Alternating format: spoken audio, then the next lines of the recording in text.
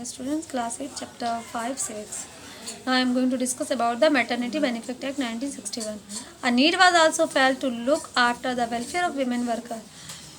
Women workers की welfare की ज़रूरत महसूस की गई, यानी कि जो भी वुमेन हैं, जो वर्किंग वुमेन्स हैं, उनको वेलफेयर फैसिलिटीज़ प्रोवाइड करने की ज़रूरत महसूस की गई।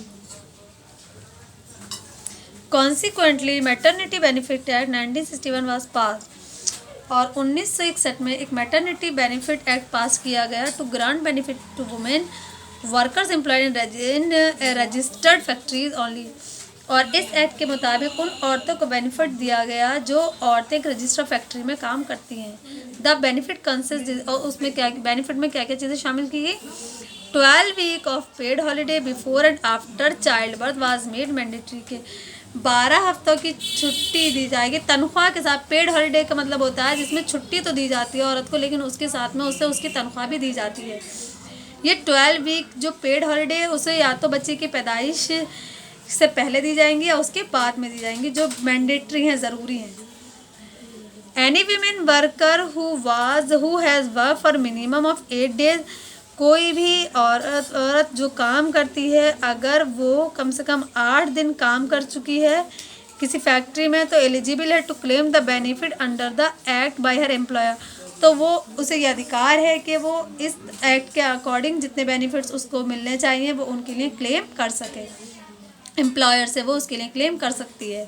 Women worker are also restricted from performing hazardous job. Women workers को ये मतलब ये है कि वो उस पर किसी तरह की कोई उसको मजबूर नहीं किया जाएगा कि वो मतलब जो ख़तरनाक जगह हैं, हजार्ड बहुत डेंजरस जॉब्स हैं, उससे वो करवाए जाएं। ऐसी जॉब्स वो नहीं करेगी ड्यूरिंग द प्रेगनेंसी पीरियड, यानी कि इस तरह की जॉब्स अपने प्रेगनेंसी पीरियड में वो नहीं करेगी जिससे उसकी जान को ख़तरा हो, या वो कोई ऐसी डेंजरस जॉब हो जिससे उसे या उसके बच्चे को कोई नुकसान हो, तो वो उसके लिए उस पर एक रेस्ट्रिक्शन है कि वो इस तरह की जॉब्स नहीं करेगी। The chief inspector of factories the appellate authority under the act for any issue arising in this matter. अब मान लीजिए अगर चीफ इंस्पेक्टर ऑफ फैक्ट्रीज़ का जो चीफ इंस्पेक्टर होता है उससे अगर वो ऐसा कोई काम होता है, किसी तरह की कोई प्रॉब्लम आ जाती है, तो इससे उस सिलसिले में जो भी अथॉरिटी होगी, अपीलेट अथॉरिटी होगी, वो उससे क्वेश्चनिंग करेगी या इस तरह के मैटर्स को वो अराइज कर सकता है या उठा सकता है कि औरतें इस तरह के काम नहीं करेंगी।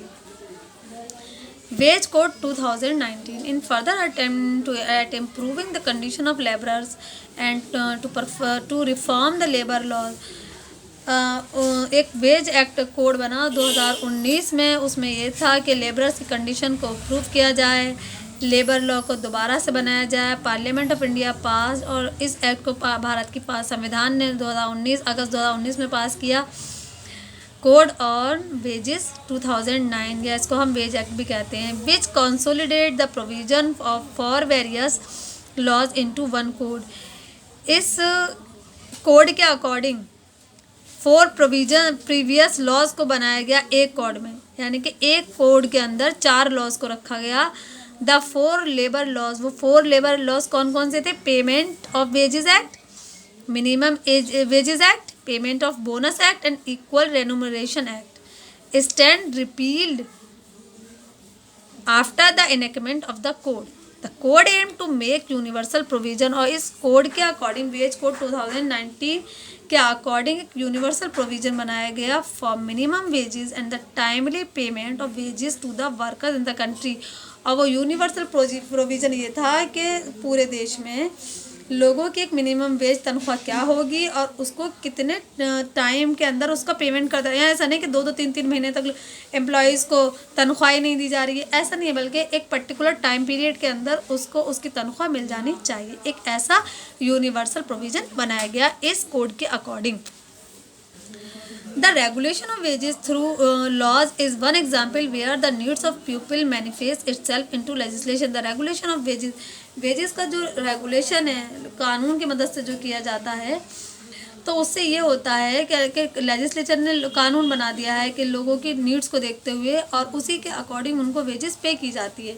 उससे कम ज़्यादा अगर कोई करता है तो लोगों के पास ये अधिकार है कि वो अपने वेजेस के लिए कानून का सहारा ले सकते हैं। There are several such examples where the demands of the people have found an expression as law.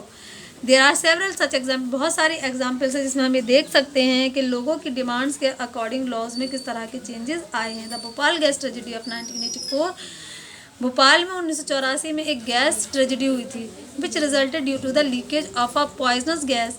और ये गैस ट्रेजेडी किस वजह से हुई थी कि वहाँ पर एक जहरीली गैस थी जिस जहरीली गैस का लीकेज होने लगा from the Union Carbide plant. एक यूनियन कार्बाइड प्लांट था वहाँ से, भोपाल के अंदर था ये। Spearheaded the movement for the protection of environment in India. तो स्पीयर हेडेड द मूवमेंट। अब जब इस भोपाल गैस ट्रेजेडी से बहुत नुकसान हुआ था, बहुत जानें चली गई थी, तो भारत में एक एनवायरनमेंट प्रोटेक्शन मूवमेंट चलाई गई मूवमेंट। उसमें ये था कि कोई भी ऐसा अगर कुछ हादसा हो जाता है जिससे एनवायरनमेंट को नुकसान हो तो उस हम किस तरह से उसको प्रोटेक्ट कर सकते हैं। The accident at this plant resulted in immense loss of human life. इस एक्सीडेंट का नतीजा, इस लीकेज का नतीजा ये निकला कि बहुत सारी जानें थी जो चली गई। Crippled many and affected the future generation. Even के जो आने वाली नस्लें थी ना वो भी तबाह हो गई। The toxic chemical emitted into the environment cause several damage to it and affected plant and animals too. और जो लीकेज था, जो गैस थी जहरीली, उसकी वजह से जो टॉक्सिक केमिकल निकल रहा था उससे तमाम एनवायरनमेंट पॉल्यूटेड हो गया। और उसकी वजह ये निकली कि बहुत से प्लांट, बहुत से एनिमल्स अफेक्टेड हुए और पूरी तरीके से वो सब चीज़ें बर्बाद हो गई। The pressure from the environmental activists and the people led the government to introduce new law and protection of environment।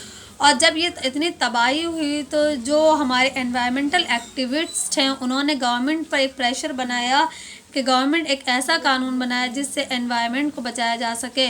और 1986 में एनवायरनमेंट प्रोटेक्शन एक्ट बना।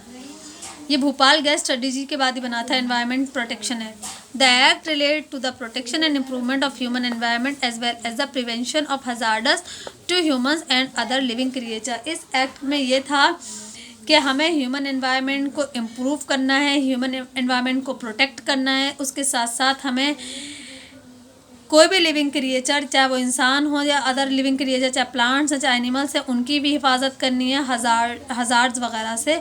उन सबको हमें दूर करना है। मतलब कोई भी गैस ट्रेजेडी या जैसे कि आग वगैरह है, कुछ भी ऐसी चीज़ें हैं जिससे सोसाइटी, इंसानी जान या बाकी जो लिविंग क्रिएचर्स हैं उनको नुकसान हो, तो उन सब चीज़ों को हमें एनवायरनमेंट से दूर रखना है।